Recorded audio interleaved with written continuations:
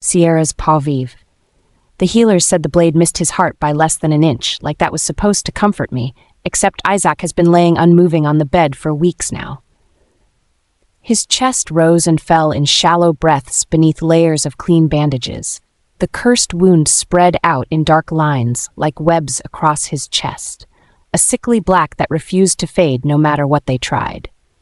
I had not left his side in the weeks since his injury, simply sitting in the chair beside his bed with his hand in mine. Nix and Zephyr slept on a pallet in another room, watched over by 2 trusted guards. Zephyr had not wanted to let go of my shirt for hours after we returned from the dungeons. He only let me put him down when exhaustion finally claimed him. Nix had cried herself to sleep with her face buried in my cloak, but they were safe now, and Isaak was alive. That was supposed to be enough, yet it wasn't. A soft knock came at the door, but I ignored it, not in the mood for anyone. The knock came again, firmer this time. "Lady Eris," Xenox said through the door. "They are waiting." I closed my eyes. "They can wait longer." "They already have," he replied gently. "The council is assembled. The pack is restless." I laughed, a sharp, broken sound. "Of course they are." I pressed my forehead against Isaac's hand. "I will be back," I told him quietly. I stood and adjusted the blanket over him, then bent to kiss his knuckles before walking towards the door. "They won't accept delays anymore," he repeated. "I know," I replied. His mouth twitched.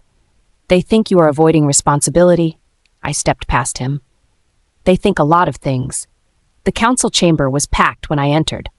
Not just with council members, but elders, warriors, pack representatives from territories that had once sworn to Bethelina without knowing truly what she was up to. People who had fought against her. Word had spread faster than fire through dry brush after the battle. People had heard him call me Sierra, had heard Zephyr call him father, and now word had spread that I, Lady Eris, was also Sierra. The missing Omega. Isaac's true mate. An elder cleared his throat. "Luna Sierra. Lady Eris or simply Sierra, please?" I corrected immediately. Murmurs rippled through the room.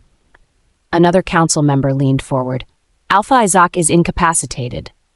"I know," I snapped. "I have been at his bedside for days." "And so you are aware Moonbane needs leadership," he pressed. "Now before he wakes." "That is what the council is for," I shot back. "You governed before, you can do it again."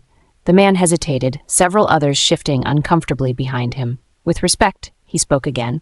"The council governed under Bethelina. The pack does not trust us." An older woman stood slowly. "But they seem to trust you, Sierra." I clenched my jaw. "You are his mate," she said. "They heard him call your name. That doesn't make me worthy of ruling Moonbane."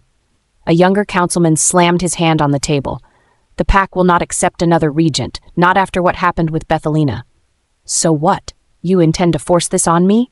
My hands curled into fists. "I am one woman, not your solution to everything." The older woman stepped closer. "Right now, you are, whether you wanted it or not." Another councilman leaned in slightly. "The pack is already calling you Luna." "I didn't ask them to." "They don't care," he said gently. I looked around the chamber, the weight of their expectations pressing on my shoulders without asking if I could carry it. "What exactly are you demanding?" I asked. The elder met my gaze. "That you lead Moonbane in Isaac's stead, temporarily." "I don't know if I can do it," I said. "You already have," the woman said softly. "Mother? Mate? Leader? Warrior?" I shook my head. "This is madness." "Maybe," the elder agreed, "but it is necessary." I looked down at the table, at the carved marks from battles long past, at Isaac's seat that they were asking that I take. "You are not giving me a choice," I said quietly. "No," the elder replied, "we are not." "Fine," I finally said. "I will lead until Isaak wakes, but I will not be your puppet, and the moment Isaak opens his eyes, this ends." The elder bowed his head. "Agreed." I turned on my heel and left, returning to Isaac's room as fast as I could. Nix was awake, sitting cross-legged near the bed. "Is he better?" she asked immediately. "No," I said softly. "But he will be." She nodded like she believed me. Gods help me. I needed to believe it too. That night, I slept in the chair beside him. The next day, as she always did for Isaac's regular follow-ups, she checked Isaac's pulse first, 2 fingers pressed lightly to his neck. Then she changed the bandages with careful hands after examining the wound. I watched her face more than her hands, searching for any flicker of relief. "Well?" I finally bit. Is it getting better? The wound itself is stable, she said after a moment's hesitation. It has not spread further. That sounds like good news, I said quickly. It is, she agreed. I swallowed. But, she glanced at Isaak, still unmoving on the bed before straightening. The curse is dormant, she said carefully. I folded my arms tightly across my chest. I don't understand. What does that mean? She exhaled slowly. It means he could wake tomorrow, she said. Or never at all. I stared at the floor, blinking rapidly, refusing to let the tears fall in front of her. Thank you, I said, for being honest with me. She placed a consoling hand briefly on my arm before excusing herself. I stood there for a long moment after she left, staring at Isaac's still form, the tears I was holding back finally falling. I didn't even get a chance to say it back. Weeks passed, then a month, and slowly I was losing hope.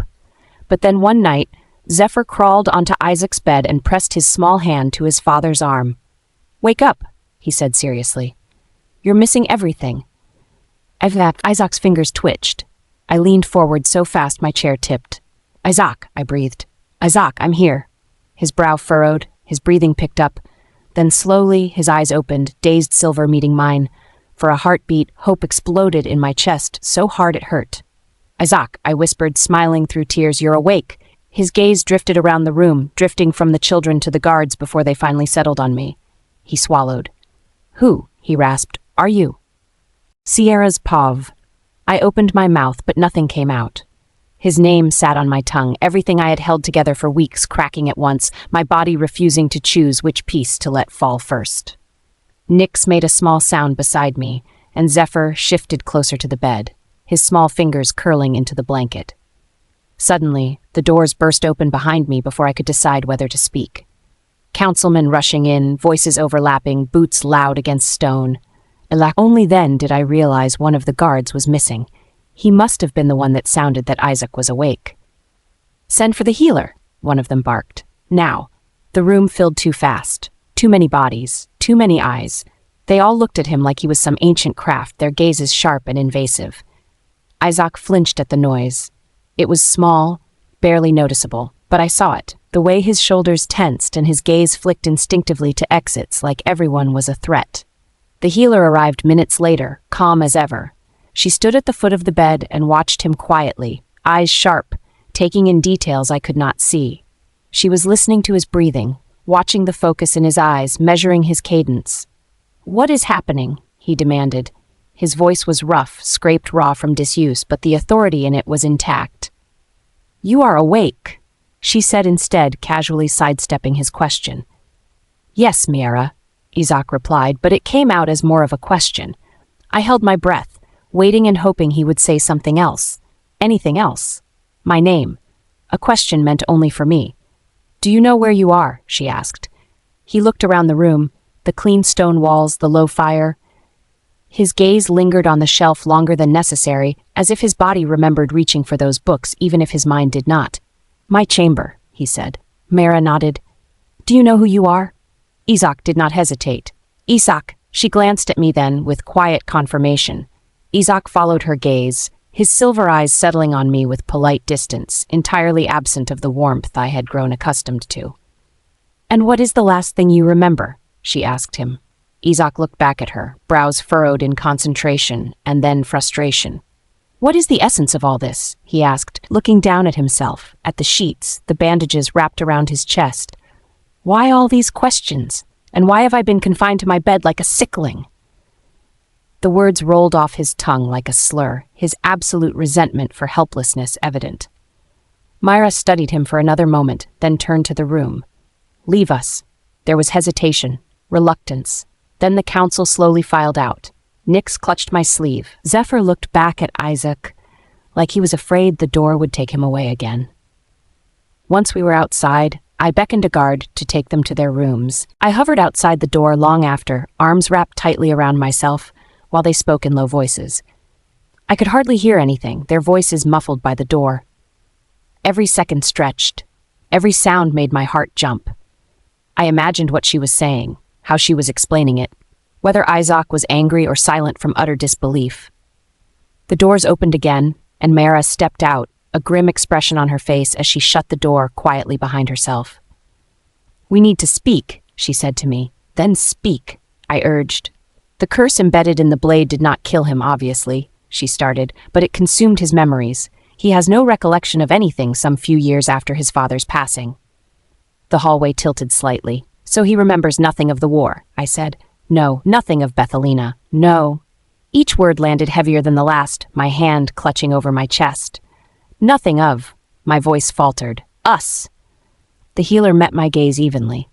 No, I swallowed, my throat burned. Will they come back? Possibly, the healer said, but only if they return on their own. Trying to force their return could trigger the curse, provoking a much dire consequence. So in summary, there's nothing I can do. I sniffled, looking at the door, my mind suddenly going to Nyx and Zephyr. My children, what do I tell them? Her gaze softened, her hands settling in consolation in my trembling shoulders. It was starting to be a common occurrence between us. I hated that, hated needing it. This is cruel, I muttered. You must have hope, she said. Remember, I said there is a possibility. It just must not be provoked, but instead come naturally, coerced by familiarity of voices, places, and people. She paused, looking at me directly. You must not leave him. He needs you now more than ever, even if he does not know it. I met her eyes, nodding weakly. Mara left hours later, after further consultations and checkups. By then, news had spread all around Moonbane and beyond that their Alpha had woken. Whether they were aware of his lack of recollection, I did not know, but it was obvious that the council was trying to keep it away from the public. Isaak was sitting upright in bed when I stepped back in. He looked better already, stronger and too aware of his environment. He shifted, adjusting himself against the pillows with a faint wince. He reached for the cup of water on the bedside table, then paused when his hand trembled slightly. I stepped forward without thinking and took it, holding it to his lips. He stiffened, apprehensive at first, but then he drank. When he was done, I lowered the cup and stepped away, the distance snapping back into place immediately.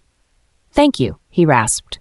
You're welcome, I answered, forcing my expression into something neutral, a heavy silence stretching between us. He studied my face in what he thought was discretion, but I felt the heat of his gaze on me, brushing over me as I settled back into the cushioned seat by his bed. You did not answer my question earlier, he finally said. I didn't, I said. No, he said. You never told me who you are.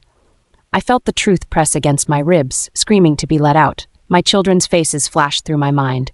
Mara's warning, the curse waiting for a reason to worsen. I lifted my chin. My name is Eris, I said. Lady Eris of Ithacus. Ithacus, he repeated slowly, interest flaring in his eyes. I've never heard of it. I would not expect you to, I said. He nodded once, lips twitching faintly as if contemplating his next question. And you are here because... The truth burned on my lips, but then Mara's words flashed through my mind. I sighed, my breath quivering. Because Moonbane is experiencing a time of instability. Your council sought assistance, so here I am. It's only temporary until you recover. He nodded once, accepting it without question. Still he watched me for a long moment, my heart clenching at the absence of recognition. You look tired, he said after a while. I almost laughed. You were unconscious for weeks, I replied. It has been a long stretch for everyone. I stood, smoothed my dress, and prepared to leave. I needed distance before my composure shattered completely. But I suppose I should leave now. Sleep well, I said and turned toward the door. Lady Eris, he called. My heart jumped despite myself, a foolish hope settling there. Yes? I asked, turning. He hesitated, just a fraction, enough for me to see the conflict flicker and disappear behind his eyes. Good night, he said, and my shoulders slumped. Good night, I echoed, and I walked out of the room where my mate looked at me like a stranger. Sierra's Povee. The next morning, I was summoned before sunrise. I had just finished braiding Nyx's hair just as the knocks came, 3 sharp raps against the door. I knew it was the council even before they announced themselves. I got to my feet and grabbed a burgundy coat from the closet, dealing it over my shoulder. I'll be back before breakfast, I said, leaning down to kiss the crown of her head and the zephyrs. You two stay together. The council chamber was already full when I stepped in, each seat already taken. They all watched me like a decision had already been made, and they were simply waiting for me to catch up. I ignored that, instead feeling for Isaac's presence in the room. He wasn't there. "Luna Sierra? Lady Eris?" I cut in. "My apologies, Lady Eris," the head counselor corrected, even though he did not look apologetic at all. "Thank you for coming so promptly." "Well, you didn't exactly give me a choice," I replied. "As you know, Alpha Isaak's recovery is ongoing," he continued. "His strength returns quickly, but his memory has not. He has resumed limited council briefings," another councilman added. "He listens, he asks questions, but there are gaps, strategic ones. Which you intend to fill," I deducted. They all nodded in mutual agreement. "We wanted to ask." I let out a slow, exasperated breath, my fingers pressing into my temple. They were always asking something. Always. Almost like they knew if Isaak was involved, I wouldn't refuse them. "No, we agreed you would be relieved of the authority once Alpha Isaak awoken, but he's hardly still present." "So what are you asking? That I continue to rule? Regardless of whether I'm his?" The word stuck in my throat, my wolf refusing to utter the words because what if he never remembers? I met the eyes of the council. There will be questions. People will talk. Which is why we're putting you in the sleeper role of strategic advisor. That way you can continue to help stabilize Moonbane without all the attention. Isaak will still be seen as a figurehead, and the council can focus on regaining the pack's trust. Another cut in. The head counselor pushed to his feet, his chair scraping against the floor as he came to stand beside me. "I understand the circumstances are complicated, Luna Sierra." "Lady Eris," I corrected, not attempting to hit the venom behind it. "And they are not only complicated, but inconvenient as well. Yet it serves us all, the pack, the council." He gestured to the room. "Isaak, because I was told by the healer that familiarity could serve as a catalyst for his recovery. And you, because you desire to be close to him." I shot him a glare then, seething at how easily he read me and at how true it was. He gave me a crooked smile. Seemingly proud, he managed to get that reaction from me. "It's not a lie, Lady Eris," he said the name like a slur, "lest you would have stayed all the while he was unconscious." "And if I refuse," he nodded, "you won't." How was he so sure? I asked myself, how did he have more confidence in us than I did? I turned away from him, closing my eyes briefly. "How long?" I asked. "We wouldn't want to keep you too long," he started, returning back to his seat before continuing. "Just until his memory returns, or until it becomes clear that it will not." The words felt like a blade to my heart. "Ithacus remains my topmost priority," I said. "Of course," the head counselor said. "We would never impose on that. But you needn't worry. I hear your right-hand man, Xenox, is handling things very well, and your children will be very well accommodated for." I hated that he already knew everything I was going to say, even addressing it before I brought it up. "Fine," I finally said, pushing to my feet, "and this meeting is over." "As you wish," he said, a quiet spark of triumph settling in his eyes. "Advisor Eris?" Sierra's Povov. Our first meeting took place 2 hours later. I had spent most of that time convincing myself this was just another role, nothing more. If I repeated it enough, maybe my heart would listen. Isaak was already seated when I entered the small room. There were no guards or counselors. Just him, standing at the table with his sleeves rolled to his elbows, studying a map like it had personally offended him. The sight of him still knocked the air from my lungs, sharp silver eyes with no haze left in them like the day he woke up. His shoulders filled the room, muscle pulling against fabric like his body had healed faster than anyone expected. Dark stubble lined his jaw. He looked powerful and worn down all at once. "You're late," he said without looking up. "Well, yes," I replied. "You don't honestly think my life revolves around just this pack?" He glanced up then, his gaze holding me. It was not the look of a man greeting someone he trusted. It was measured, shut tight behind steel walls. The Isaak from the ceremony, the one who rejected all those years ago.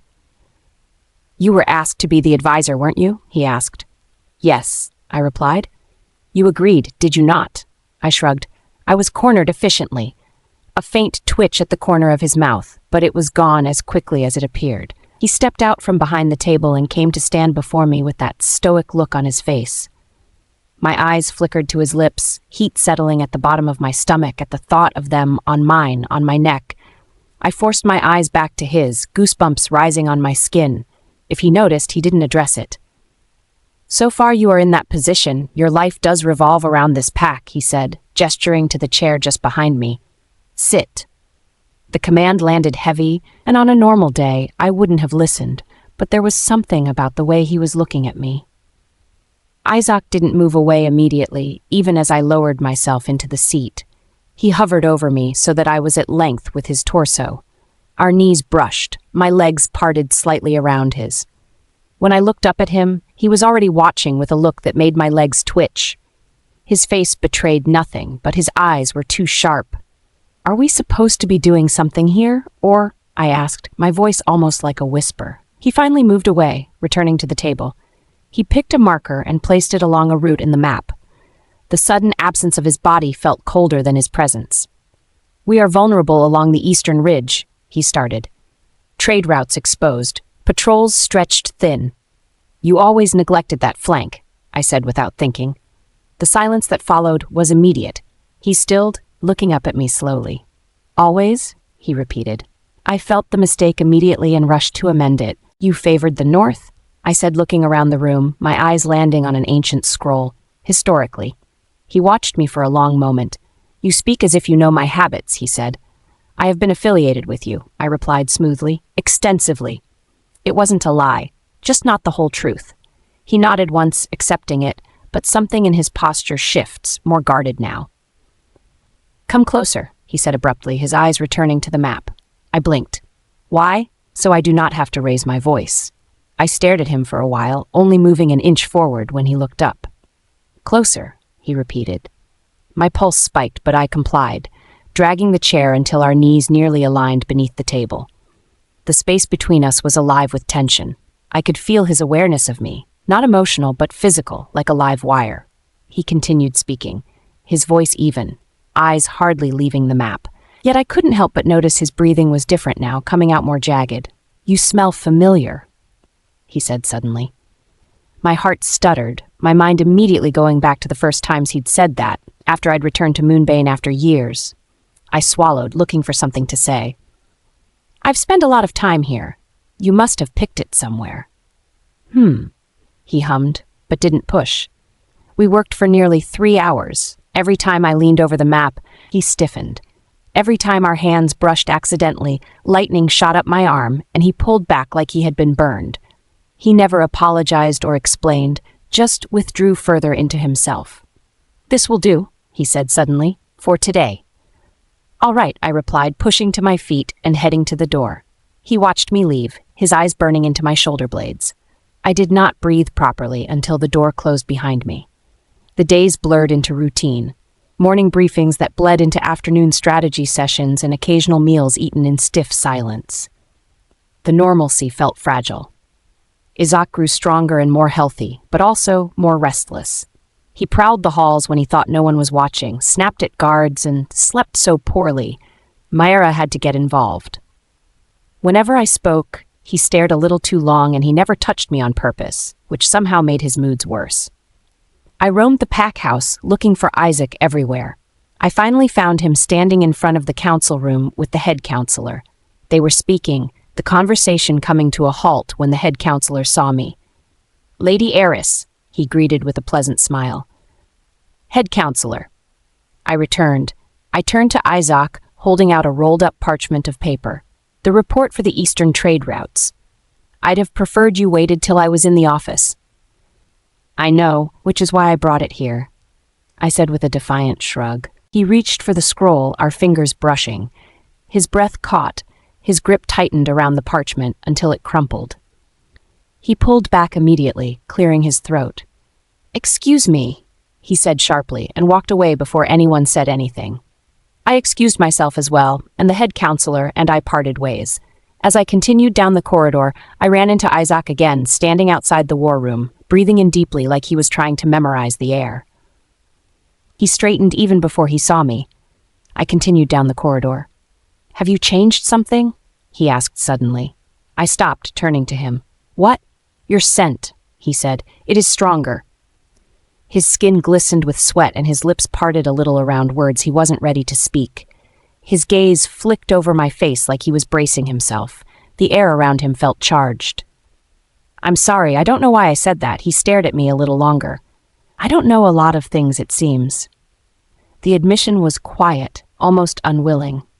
I opened my mouth to say something, but he was already walking away, and I was left standing there, holding everything I was forbidden to give him. Sierra's paw. The council room doors were warm against my palm as I pushed through them.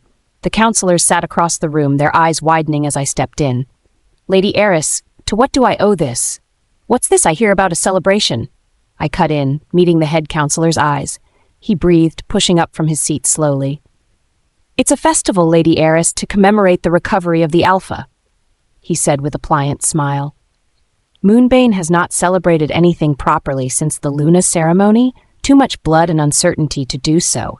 This is tradition, a sign of renewal, and that's not what this is about, and you know it, I said.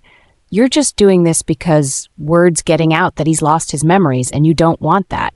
You want to keep people thinking he's perfectly fine when, in fact, he isn't. Not yet. None of us do, Lady Heiress, and neither should you. You might look at him and see a man you desire. I gasped at the audacity of it, yet he continued. But others will see weakness. Traitors will rebel. Enemies will wage war. That cannot happen. Not again. But he hasn't recovered, head counselor. I tried to reason. Putting him out there could be too overwhelming for him. He is not whole. And neither is the pack, he replied. But appearances matter. Moonbane must be seen. He must be seen. Alive, present, leading. I opened my mouth to say something, but he stopped me. I know you're not fond of me, Lady Heiress, but I respect you and your opinions. I have since you helped our people fend off the first rogue attack. But this matter is no longer up for debate. He returned to his seat, clasping his hands in front of him. You may leave if you disagree with us. He turned to me and the look on his face said he knew I wouldn't. Or you may decide how to help him from here on out. The festival arrived sooner than I'd expected, and just like the council had predicted, I'd stayed and done what I could to help. I collected information on what Isaak was supposed to know about the guests and tried to help him at least memorize some until he experienced an episode of intense migraine. Mara said doing that was as good as forcing him to remember, so I stopped and developed another system. I'd hover by him all night and enter conversations when needed. He said it wasn't necessary, that he could still go through with the list, but that wasn't up for discussion. He arrived late to the preparation chamber, already dressed in ceremonial black. The fabric hugged him in a way that made it hard to look anywhere else. Gold embroidery traced his shoulders and cuffs, subtle but unmistakable. He looked every inch the Alpha Moonbane expected. His expression ruined it. You do not have to attend, I said carefully, standing near the table where guest lists were laid out. I have to, he replied flatly. The council insists only because you agreed to do it, I reminded him, and for good reason. I sighed, adjusting the lapel of his suit without thinking. Then you could at least smile. No one likes a joyless tyrant. The festival grounds glowed by the time we arrived. Lanterns hung from archways, floating lights drifting through the air like stars. Rhythmic music drifted through the air, mingling with the sweet scent of food, wine, and numbers of wolves pressed together. Isaak slowed the moment we stepped into the crowd. His shoulders squared, posture shifting. I stayed close, just a few steps behind his left shoulder. Alpha Isaak, voices called. Welcome back. It is good to see you standing. Moonbane is stronger for it. Isaak nodded, inclined his head and offered short replies that revealed nothing. Lord Talron of Eastfall, I murmured when a tall man approached, his cloak trimmed in blue. He oversees the river trade. Isaak turned smoothly. Lord Talron smiled. Alpha, we feared the worst. It warms my heart to see you recovered. Recovery is ongoing, Isaak said, neutral. Talron turned to me, and you must be the Lady Heiress. Ithacus has been spoken of often these past months. Only good things, I hope, I replied, offering a measured smile. Of course. Isaac's gaze flicked between us. We moved like that through the crowd, me quietly supplying names and context, him responding with just enough presence to satisfy expectations. He did not relax once, not when laughter rippled nearby or when music swelled, not even when old pack members greeted him with visible emotion. Every so often, I felt his attention shift to me, not looking exactly, but just aware, like he was tracking where I was without needing to see me. It unsettled me how much he noticed.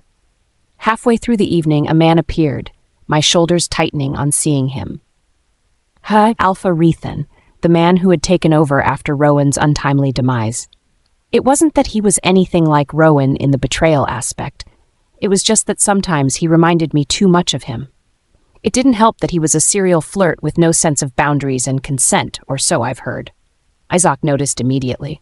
"What is it?" he asked under his breath, leaning just enough that his voice did not carry. His silver eyes searched mine. "Nothing," I said automatically. His eyes narrowed. That was not convincing. "I am fine," I repeated, softer this time. Truly. He did not believe me. He approached us, his presence pushing into my space like he expected room to be made for him. "Alpha Isaak," he said, voice smooth. "A pleasure. I am Rethan. I inclined my head politely. "Alpha Rethan." Rethan's attention shifted to me immediately, his gaze lingered, moving over me without shame. "And you must be the lady everyone has been whispering about." I doubt that," I replied. He smiled, his voice coming out lower like he intended for just me to hear it. "Don't." Isaak stiffened beside me. Rethan stepped closer under the guise of conversation. His arm brushed mine and lingered there. I shifted subtly, but he matched the movement. "I hear Ithacus is thriving," he continued. "Strong leadership does that." "Thank you," I said lightly. "I owe it to my closest confidant, Xenox." "Oh, don't be modest, Lady Eris." He laughed. "The alternative is much more enticing in more ways than one." His hand closed around my elbow possessively. I felt Isaak move before I saw him. One moment, Rethan was smiling. The next, Isaak had him by the throat, slamming him back into the stone wall with a force that cracked the lantern beside them. The sound cut through the music, silence rippling outward. Isaac's grip was iron. His face was carved from fury he did not understand. His voice came out low and dangerous, vibrating with something feral. "Touch her again," he said, "and I will remove the hand." Rethan choked, eyes wide. "I do not even know what it is you're trying to do," Isaak continued, tightening his grip just enough to make the point. "But I realize now how little patience I have for it." "Isaak," I said sharply. He did not hear me. "Alpha Isaak," I tried again, louder. That reached him. His eyes flicked to me. I stepped forward and placed my hand on his forearm. "Come with me," I said quietly. He did not argue, releasing Rethan instantly. Rethan slid down the wall, coughing, guards already moving in. I turned to the nearest counselors. "Handle this." I led him through a side archway and into the garden beyond the hall. The night air was cool, heavy with moonlight and flowering vines. Shadows swallowed us as we moved deeper, away from prying eyes. We stopped near a stone alcove, hidden by ivy before I turned to face him. "Why did you do that?" I asked. "What?" he asked a little too casually, adjusting the cuffs of his outfit. I looked at him incredulously. "You just choked a man out in there? What even were you thinking?" "I was thinking what an absolutely disrespectful, uncouth shifter that is. I was thinking I should rip him apart for simply looking at you in the manner he did. I was thinking Lady Eris wouldn't approve of, because for some reason unknown to me, I find myself feigning for your approval." His voice was rough, not necessarily angry, just shaken. I crossed my arms, stepping away into the moonlight, a small, incredulous laugh escaping me. "Just so you know, I don't approve of you choking a man out either." "Fine," he said, stepping out from the shadows, his eyes peering down at me. "I can't promise it won't happen again, though. Some people just ask for it." I turned to the moon and laughed softly, the sound breaking loose before I could stop it. When I looked back at him, his eyes were softer, less guarded. "You know this is the longest you've ever been this close to me," I said, a sad smile on my lips. "I was starting to think I disgust you." "No," he said sharply. "Quite the opposite, actually." I watched him carefully, a heavy silence stretching between us, the tension in his shoulders, the way his hands flexed beside him. The music drifted faintly from the hall, laughter and life continuing without us. Isaak took a step closer, then stopped himself, control snapping back into place. "You should return," he said stiffly. "The council will want to see you." "And you," I added. "I will," he agreed. "Eventually. I'll come look for you." I watched him for a moment longer, before I finally turned to head back into the hall. I had just stepped into the archway when Isaak called my name. I turned. "I meant to tell you earlier this evening." He paused, his gaze dropping briefly before returning to mine. "You look wonderful tonight." "Just tonight?" I asked, turning fully, the moonlight catching in the sequins of my blue dress. He smiled a boyish smile. "And every other night since I woke to find you in my chamber, and perhaps every night before that." I turned away before my resolve broke. Behind me, I felt his gaze linger, like he was searching for something. Sierra's pav. At first, the rumors were nothing more than whispers passed between guards changing shifts, wolves going missing along the outer paths, patrols returning short one member, then two, a hunter who never made it back from the tree line. They said it was Bethelina, that her spirit had never left the forest, that the blood spilled during her war against Moonbane had soaked too deep into the soil to ever truly fade, and that she wandered now, restless and vengeful, calling wolves into the dark and tearing them apart when they followed. I did not believe in ghosts, but I believed in patterns and fanatics trying to finish what their leader started. The council dismissed the rumors publicly. Privately, they argued over them like dogs circling a bone.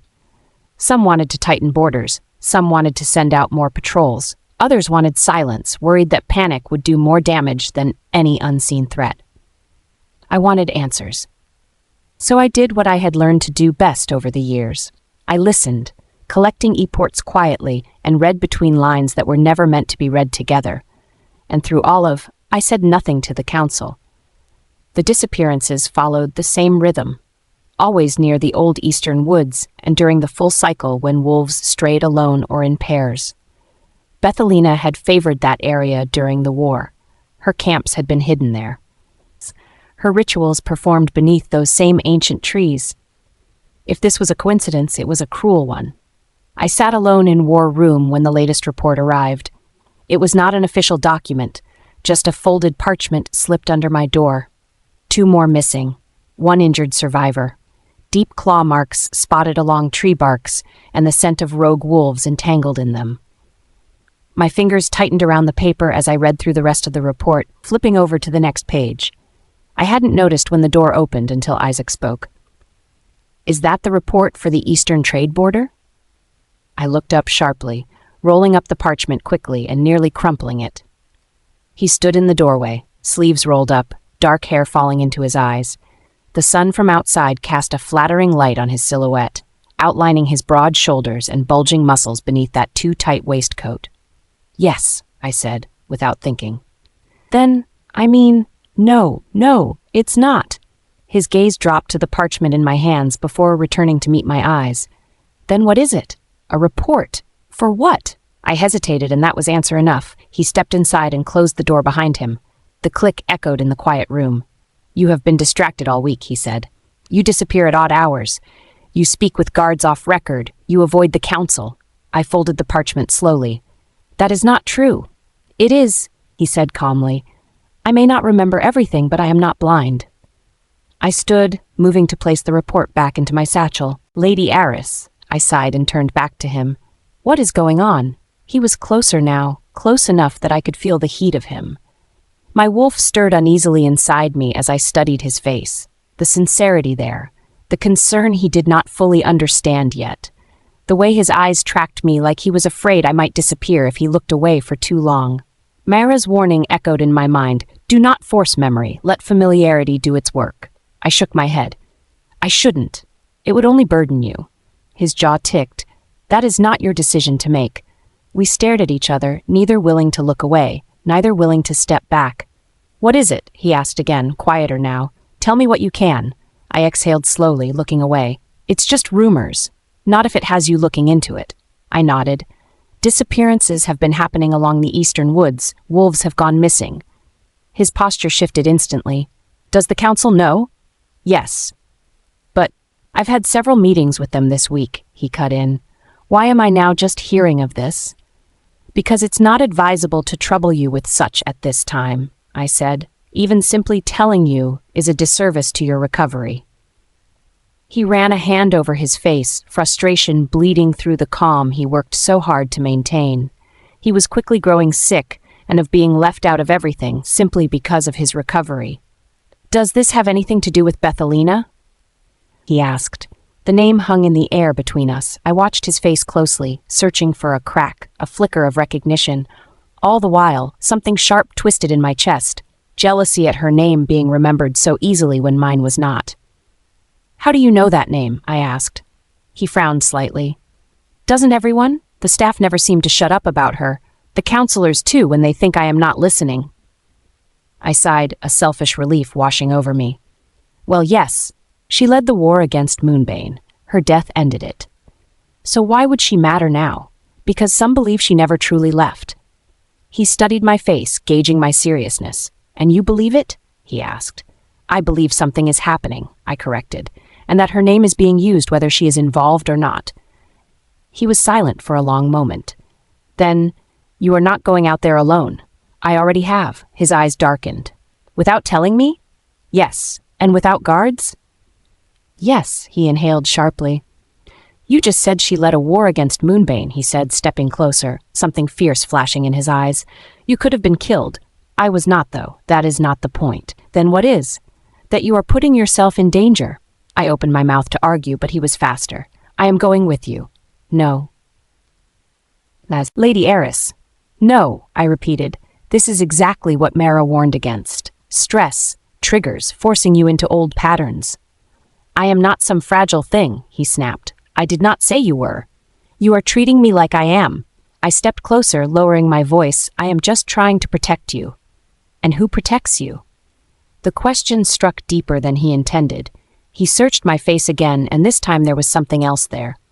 "I do not know why," he said slowly, "but when you leave without telling me, it feels wrong, like something is being pulled out of place." My chest tightened.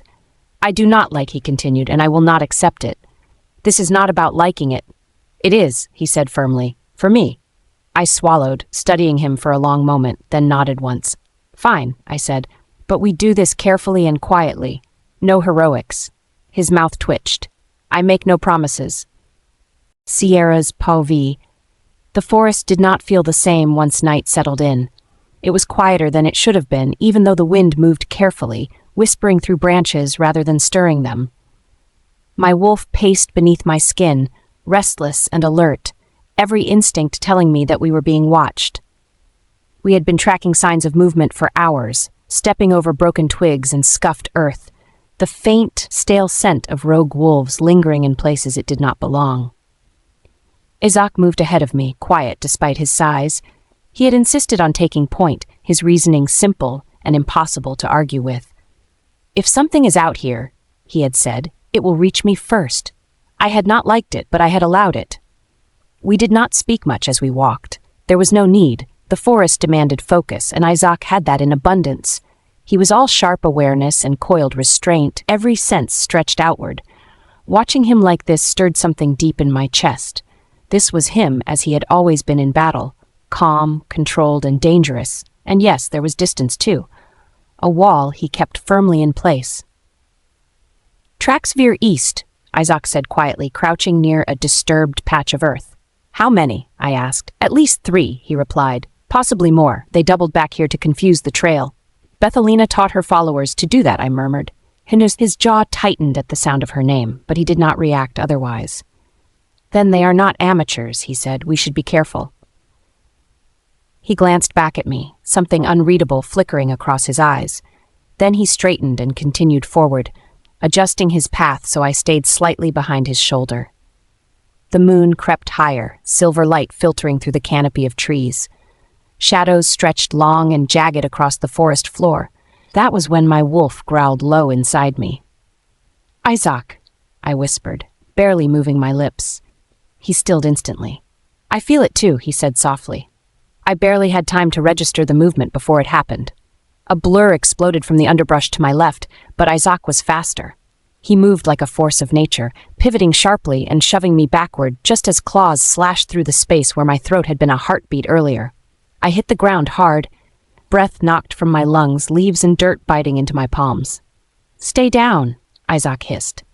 The rogue landed between us, another one emerging from the shadows, snarling, eyes wild and unfocused. He was lean, scarred, reeking of blood and desperation.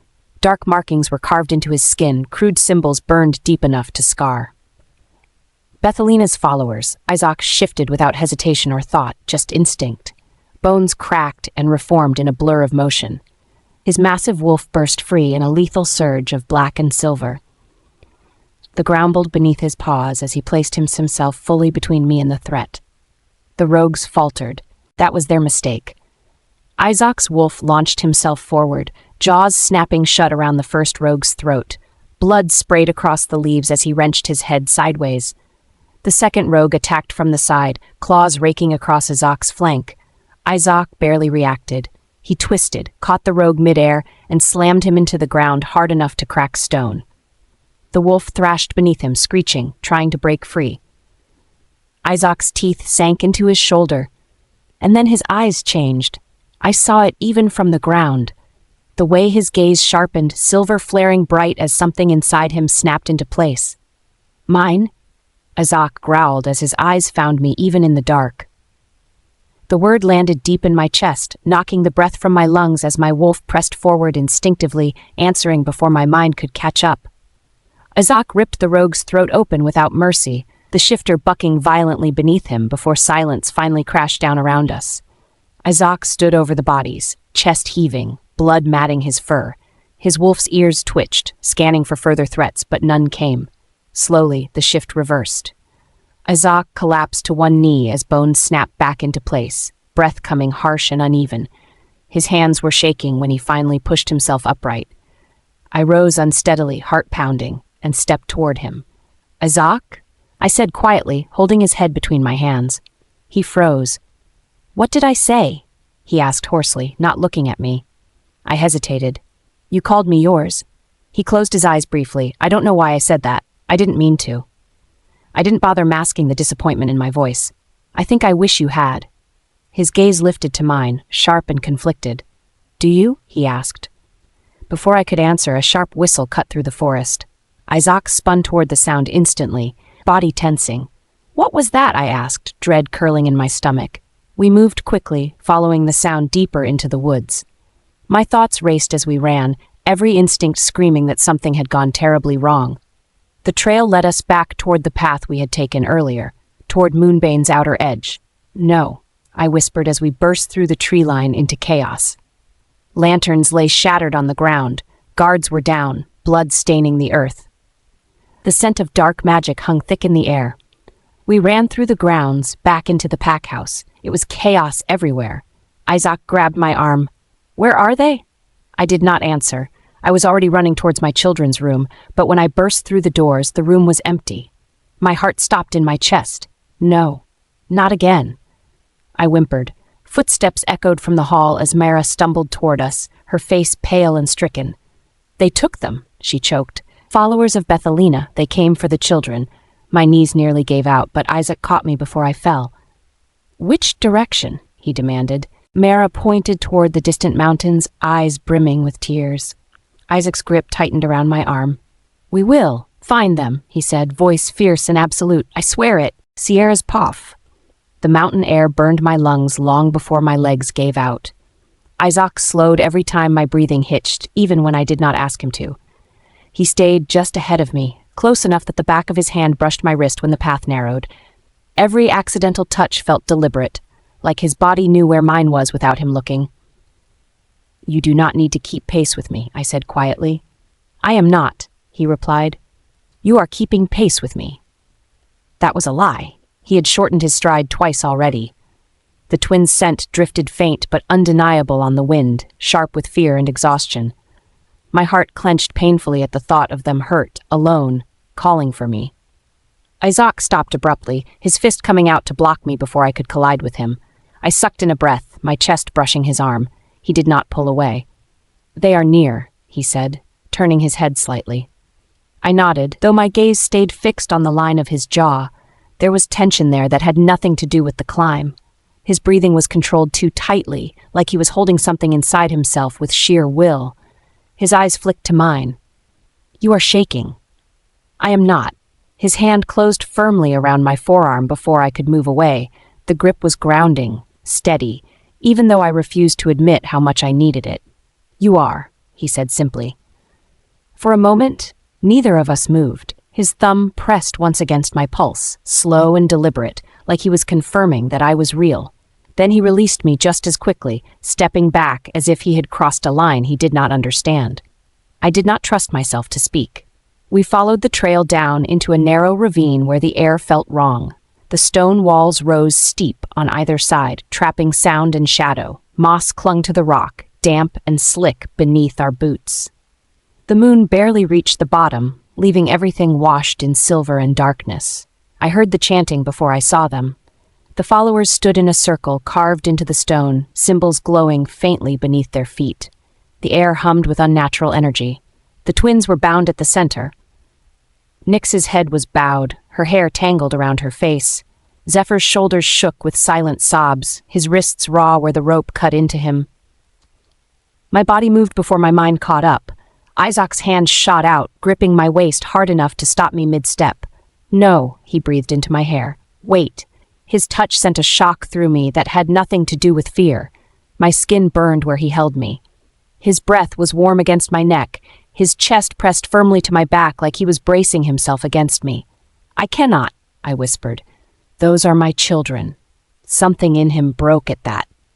I felt it in the way his grip shifted, no longer restraining but anchoring. "They will not be harmed," he said. "I swear it." We moved together after that, descending slowly, using the rocks for cover. The closer we got, the heavier the air became. My skin prickled like static crawled over it. Whatever they were summoning, it was already reaching back. One of the cultists turned suddenly, eyes widening. "They are here," he shouted. Everything exploded into chaos. Isaak lunged first. He took down the nearest man before I even reached the edge of the circle. I snapping his neck and shoving the body aside like it weighed nothing. Another cultist raised a blade and Isaak slammed into him, driving him into the ground with a growl that did not sound fully human. I ran straight for the twins. A cultist broke from the circle, blocking my path. He swung wildly. I ducked and slashed at his leg. He screamed and fell, giving me just enough time to reach the children. "Sierra," Isaak shouted, "behind you." I turned just in time to see the blade coming down. I did not think. I stepped in front of the twins. The pain was immediate and overwhelming. The blade sank into my side, dark energy ripping through me like fire in my veins. I cried out and collapsed to my knees, breath tearing from my lungs. The twins screamed. Isaac's roar split the night. He shifted without hesitation. Bones cracked, power surged. His wolf burst free in a blur of silver and black, massive and terrifying. He tore into the remaining cultists with savage precision, ripping them apart before they could react. One tried to flee.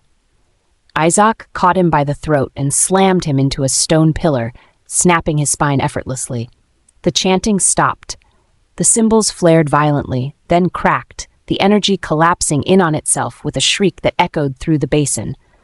Isaak shifted back the moment it was over. He rushed to me, dropping to his knees, the hands shaking as he pressed them against my wound. "No," he whispered. "No, no, no." His face hovered over mine, silver eyes wide and shattered. I could feel his breath on my lips, feel the way his forehead pressed against mine like he was trying to hold me together by force alone. "It hurts," I admitted weakly. A broken sound tore from his chest.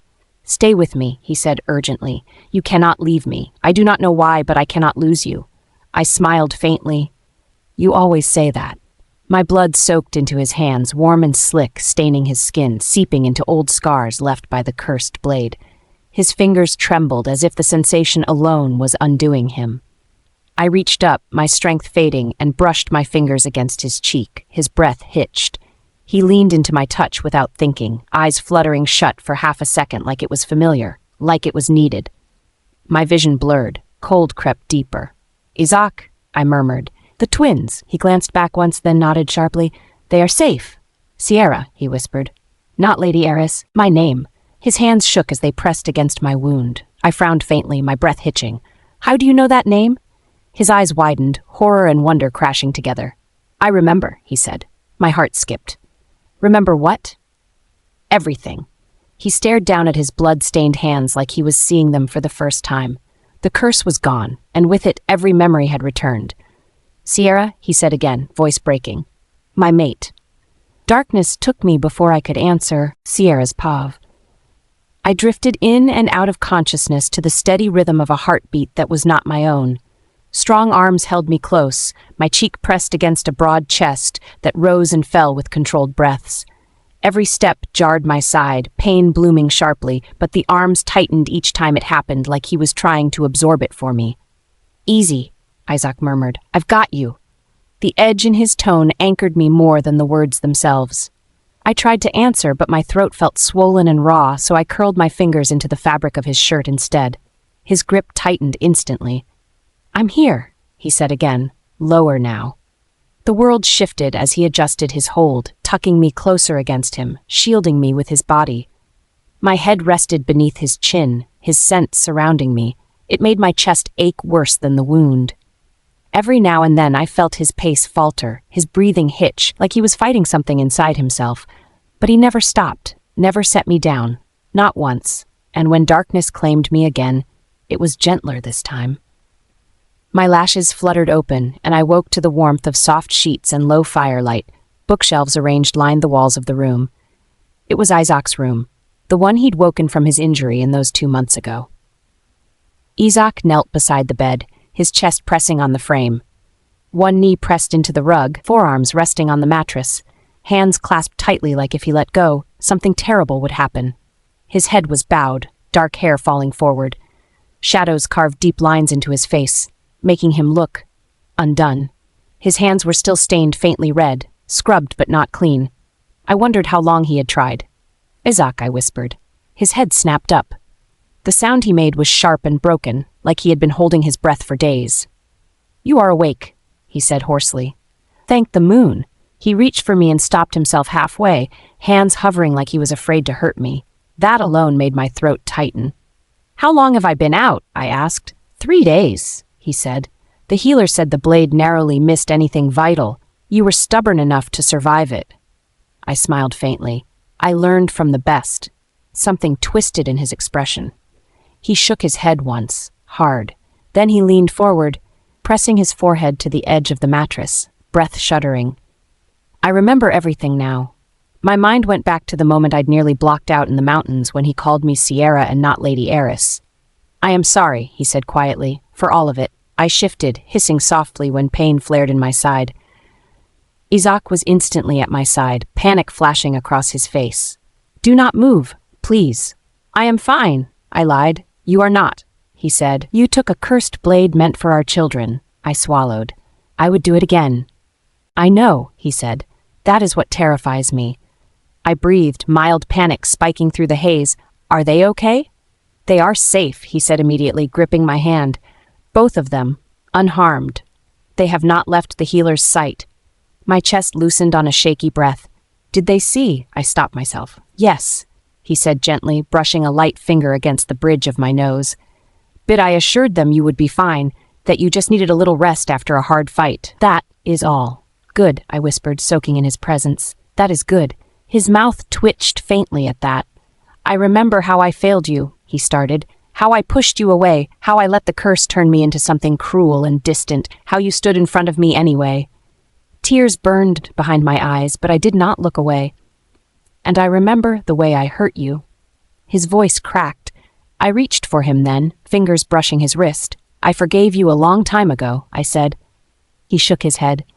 "That does not mean I forgive myself." My fingers curled against him. "You should. You have no idea how many times I've wanted to hold you, to kiss you. To..." I paused, heat prickling my skin as I thought my next words. "Fuck you, it's been hell." He leaned closer then without realizing it, his face inches from mine. I could see the conflict warring in his eyes, the restraint stretched thin. "I will never hurt you again," he said. "I swear it. I will spend the rest of my life proving it." "I know," I said. The kiss happened without permission.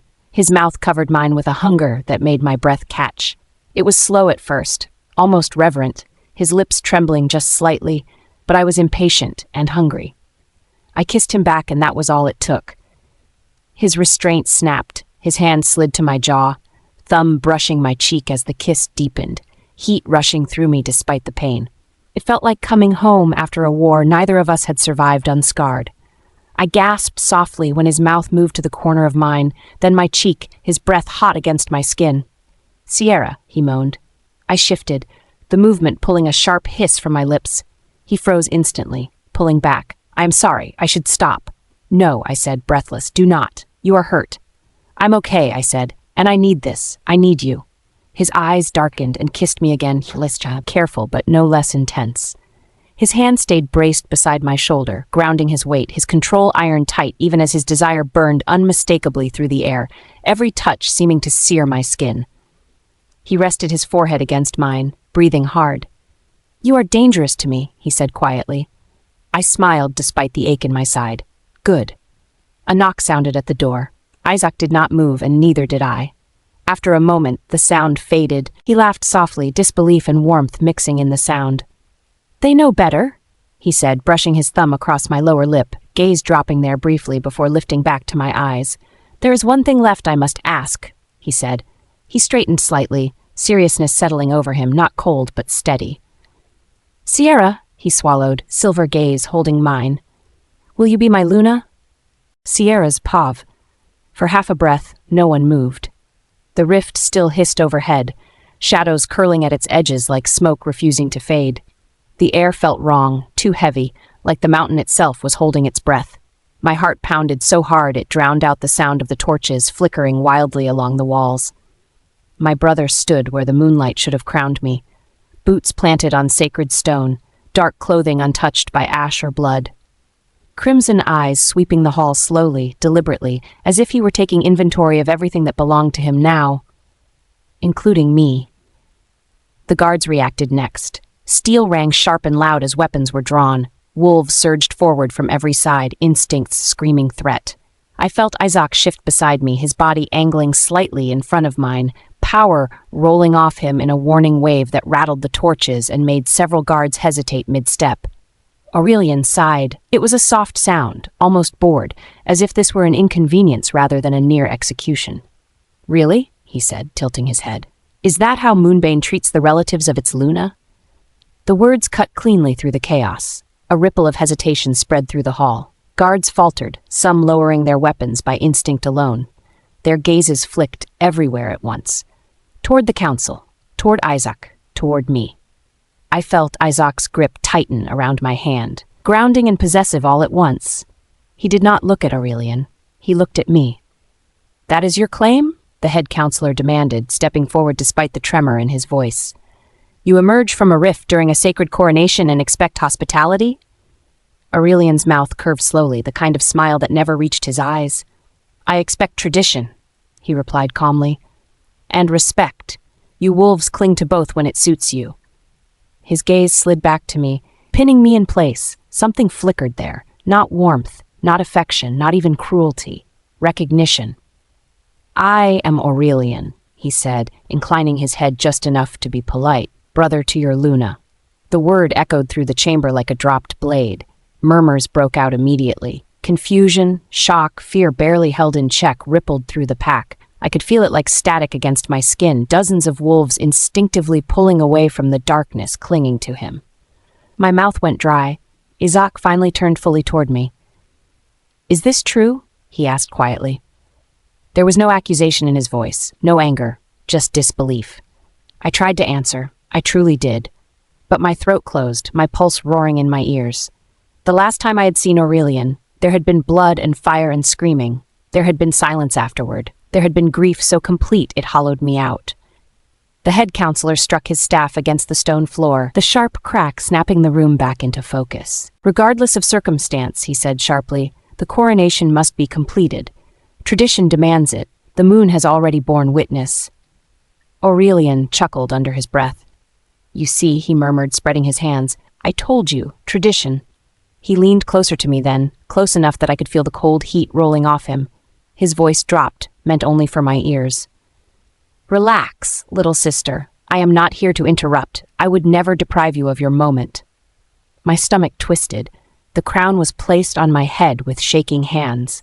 Moonlight flared, bright and unforgiving. The bond snapped into place with a warmth that wrapped around my chest, anchoring me even as everything else threatened to unravel.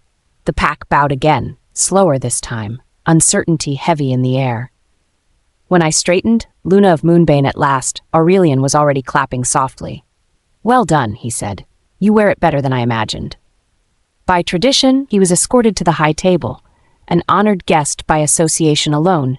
No one argued it openly. No one wanted to be the one to challenge ancient law, while dark power still clung to the air like smoke. He accepted the attention with amused grace. Wine was poured, music resumed, laughter followed, strained but persistent. Wolves celebrated because they were told to, because relief demanded an outlet, because denial was easier than fear. I felt numb through all of it. Aurelian leaned back in his chair, swirling his drink lazily. "I must say," he remarked to no one in particular, "your pack has excellent taste in decor, very dramatic, very funereal." I shot him a warning look. He noticed. Of course he did. "What?" he said lightly. "Too soon?" Isaak remained rigid beside me. He responded when spoken to, smiled when required. But every time his gaze flicked toward Aurelian, his shoulders tightened like a wolf bracing for a fight. At one point, Aurelian met his stare and smiled. The council attempted to convene almost immediately. "This matter cannot wait," the head counselor murmured near Isaac's shoulder. "Dark power manifested during a coronation, blood ties to our Luna. We must address this now." Isaac's answer was ice cold. "No." The counselor blinked. "Alpha, the ceremony has just ended," Isaak continued evenly. "The pack is exhausted. Our Luna has been through enough. Whatever this is can wait until morning," said Alpha. His hand found mine, steady and unmistakably possessive. "And that," Aurelian added pleasantly from behind us, "is why I already like him." Isaak did not turn. Aurelian leaned forward slightly, his voice just low enough that only Isaak and I could hear. "Hurting her would be unwise," he said mildly. "Permanent mistakes tend to shorten lives." Isaac's jaw flexed. The council backed down, reluctantly. One by one, guests departed, leaving behind empty goblets and a hall that felt too large and too quiet.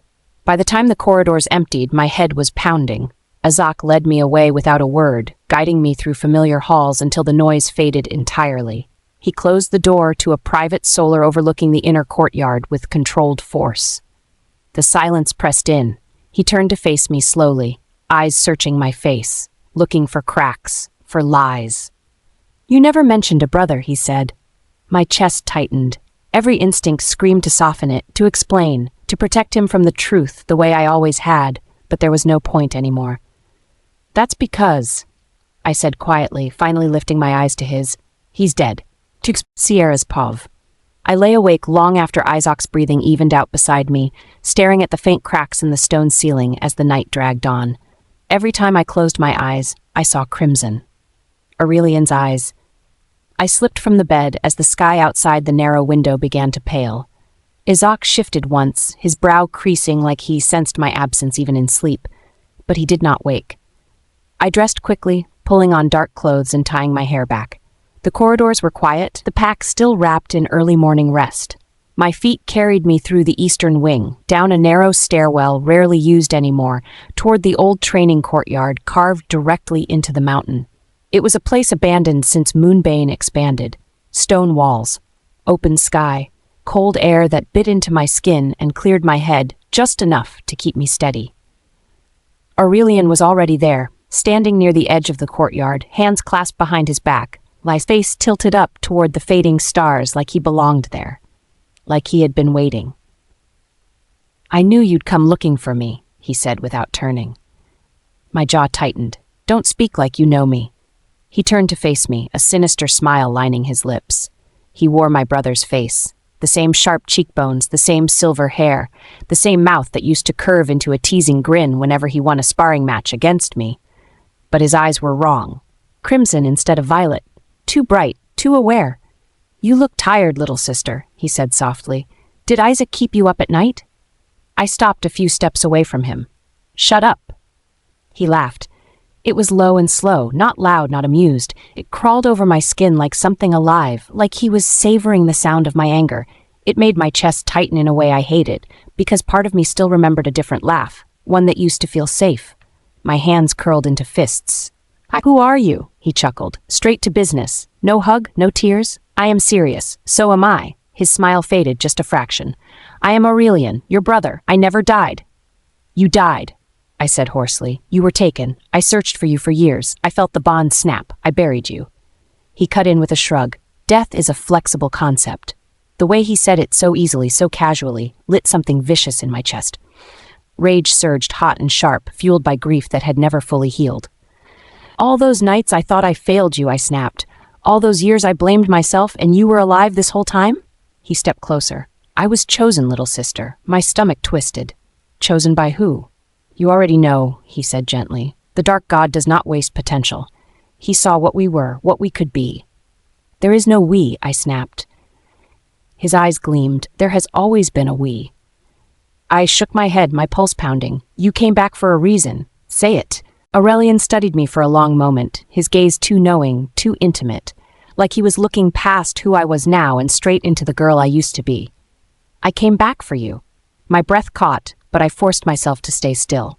You should have stayed dead. His laughter echoed softly against the stone. There she is, the fire. I missed that.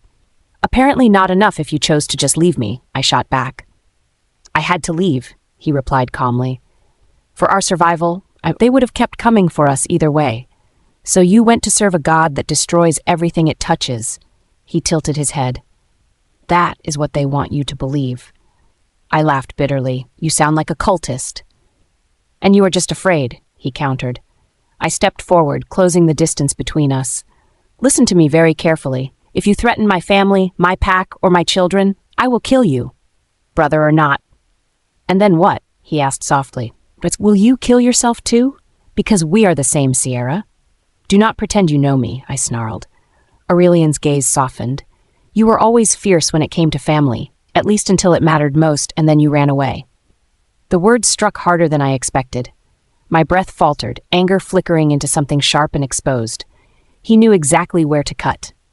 I am not the girl you left behind, I said tightly. I know, he replied. You are stronger, brighter, more dangerous. Then leave, I demanded. Disappear again. Do not make me choose, he laughed softly. I did not come back to simply leave. Something cracked in my chest, quiet but painful. Why? Because you are my counterpart, he said simply. Light and shadow, order and chaos. We were born to balance each other. I reject that. You always reject what scares you, he replied. What scares me is you. Good, he said. Fear keeps you honest. I turned away, my hands shaking. This conversation is over. You will not tell them, he called after me, matter of fact. I stopped, but did not look back. You will not tell Isaak, Aurelian continued calmly, because some part of you still hopes I can be saved. I spun around, my eyes meeting his unflinching gaze, heart pounding. I hated that he was right. Hated that despite everything, a part of me still remembered the brother who used to shield me from storms. I turned and walked away. Behind me, his voice followed, quiet and certain. You were always meant to rule beside me, Sierra. I did not stop until I reached my chambers. Isaak was awake. He stood near the bed, already dressed, pulling on his boots. His head lifted the moment I entered, silver eyes narrowing slightly. Where have you been? He asked. Walking, I lied. He studied my face, the tension in my shoulders, the way my hands still shook. He knew. I could see it in the way his jaw tightened, but he said nothing. Before either of us could speak again, there was a knock at the door. A servant entered, bowing deeply. My lady, my Alpha, the council requests your presence immediately. Sierra's pove. The council chamber felt heavier than usual. Not because of the stone or the long table or the way the windows filtered light like judgment, but because the moment I stepped inside, I knew this meeting was not routine. Every counselor was already seated, waiting. I took my place at the head of the table, Isaak beside me. His presence was solid, grounding, but even that could not soften the pressure curling through the room. Their eyes were not hostile. They were sharp, assessing. The head counselor folded his hands slowly. Lady Eris, he said, we will be direct. I inclined my head. Please do. You were confronted during the coronation by a man who breached a sacred boundary, another counselor said. One who appeared through a rift. Yes, I replied evenly. And you recognized him.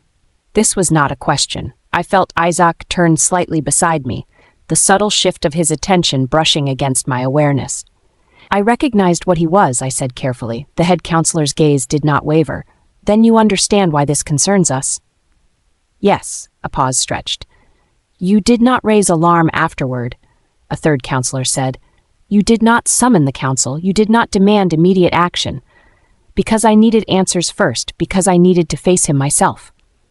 I assessed the threat, I said instead, and chose not to incite panic without information. A low murmur passed through the room. Isaak spoke then, his voice calm but edged. If you believe Lady Aris misjudged the danger, say it plainly. The head counselor exhaled. We believe she knows more than she is saying. Silence settled, thick and deliberate. My spine straightened. You are free to believe that. Then allow us to ask plainly, the head counselor said. Is there a personal connection between you and the man who appeared? My pulse jumped once. Just once. Isaac's hand brushed mine beneath the table, a question, a warning, an anchor. Yes, I said. The word landed like a blade. And the nature of this connection? Another counselor pressed. I held their gaze. It does not change the danger he represents. That is not an answer, one snapped. It is the only one you need right now, I replied calmly. Isaac's fingers tightened around mine, just enough to let me know he felt the tension coiled inside me. The head counselor leaned back slightly, studying me. You understand that withholding information places this pack at risk. I understand, I said, and I understand the weight of every word I choose not to speak. The room went quiet again. Then, softly, almost casually, one counselor asked, Does he know about the children? The air left my lungs. No, I said. Too fast. Isaac's grip tightened. I felt it. I hated that he felt it. The head counselor's eyes sharpened. You are certain? Yes, I said again, slower now. He does not. A beat. Then perhaps, the head counselor said, we are running out of time. Before I could ask what he meant, the chamber doors slammed open. Before I could answer, the chamber doors slammed open. A guard stumbled inside, breathless, face pale. Forgive the interruption, he said quickly, bowing despite the glares thrown his way. But this cannot wait. The pack house was already in chaos by the time we reached it. Wolves crowded the balconies and stairways, voices raised, fear thick in the air. Guards tried to hold formation, but their eyes were drawn upward to the sky. A tear split the air above the central courtyard, jagged and violent, shadows spilling out like smoke. The ground trembled beneath our feet. Aurelian stood at the center of it all, boots planted on stone like he owned the place, silver hair catching the strange red light spilling from the rift behind him. His crimson eyes scanned the crowd slowly, savoring their fear. Isaak stepped in front of me without thinking, his body a shield. So many wolves, Aurelian said with an eerie smile, all gathered in one place. How convenient. What do you want? Isaak demanded. Aurelian's gaze slid past him and locked onto me. Her. I stiffened. Do not use me as spectacle. But that is exactly what you are, he replied smoothly. The beloved Luna, the cherished one, during the war against Bethelina. How do you know Bethelina? A councilman shouted. Aurelian chuckled. Because I sent her. Isaac's head snapped toward me. Bethelina was never your true enemy. She was a pawn, loud, reckless, and easy to manipulate. Rage surged through me. You used her. Of course, he said calmly. She believed she was chosen, just like the rest of you believe your gods care. The rift pulsed violently. Aurelian's gaze softened as it returned to me. You should have come with me when you had the chance. I would rather die, I said. He smiled. Careful, fate listens. The air began to crackle as the rift shuddered. Consider this a warning, he said. The twins are already marked. My breath left me in a rush. What did you do?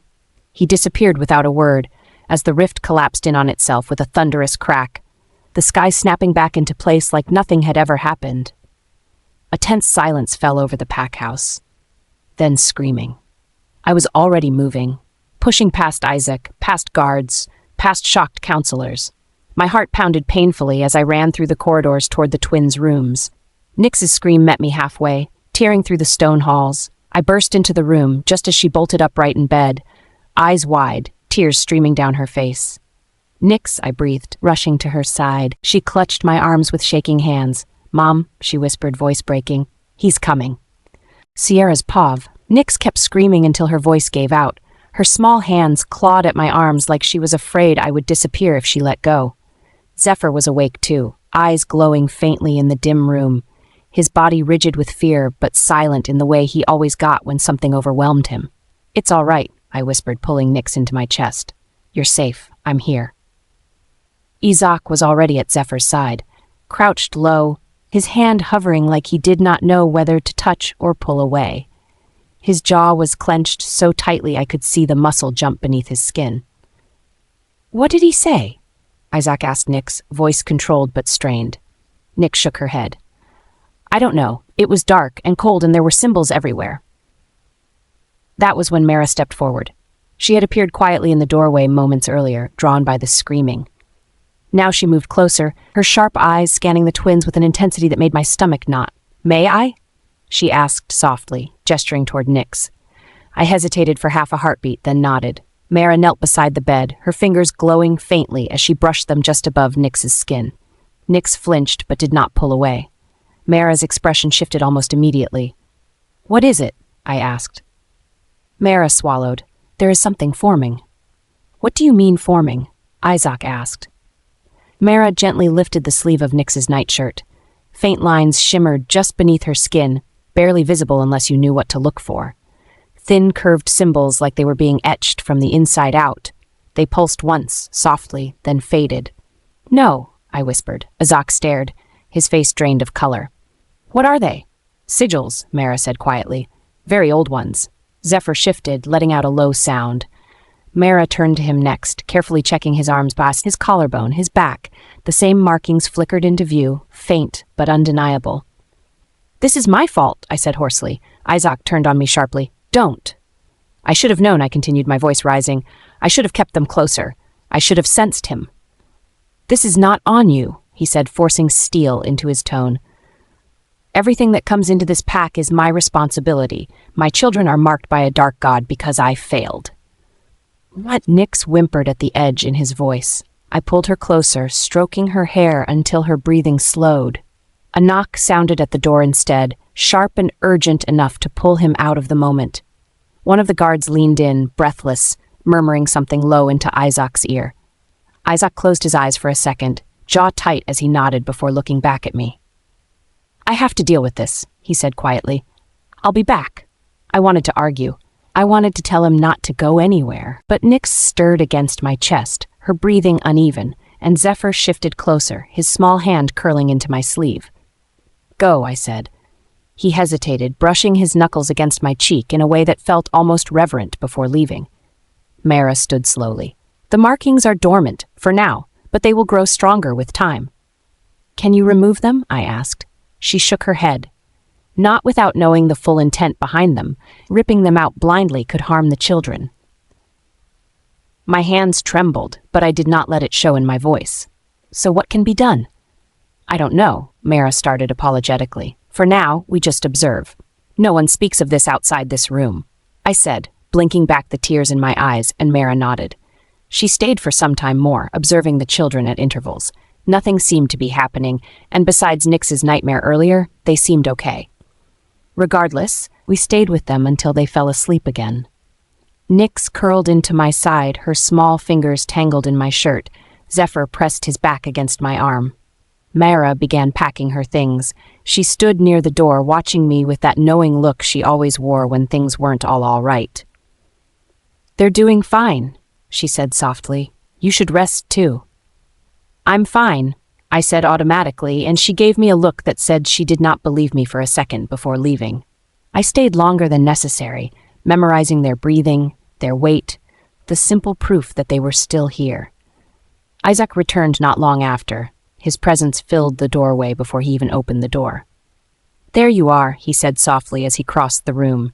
He lifted Nyx gently, laying her back properly on the bed, then helped Zephyr settle. After he'd tucked them in, he took my hand and led me out, closing the door behind us. The moment we were alone, something inside me broke, and I folded into him. His arms wrapped around me instantly, holding me upright when my knees threatened to give out. "I've got you," he said into my hair. My hands fisted into his shirt as the tears finally came. He rocked us slowly, one hand firm at my back, the other cradling my head. He guided me back to our room, never letting go, sat me on the edge of the bed, then knelt in front of me, his hands resting on my thighs like he needed the contact as much as I did. "We'll figure this out," he said. I looked at him through wet lashes. "Promise?"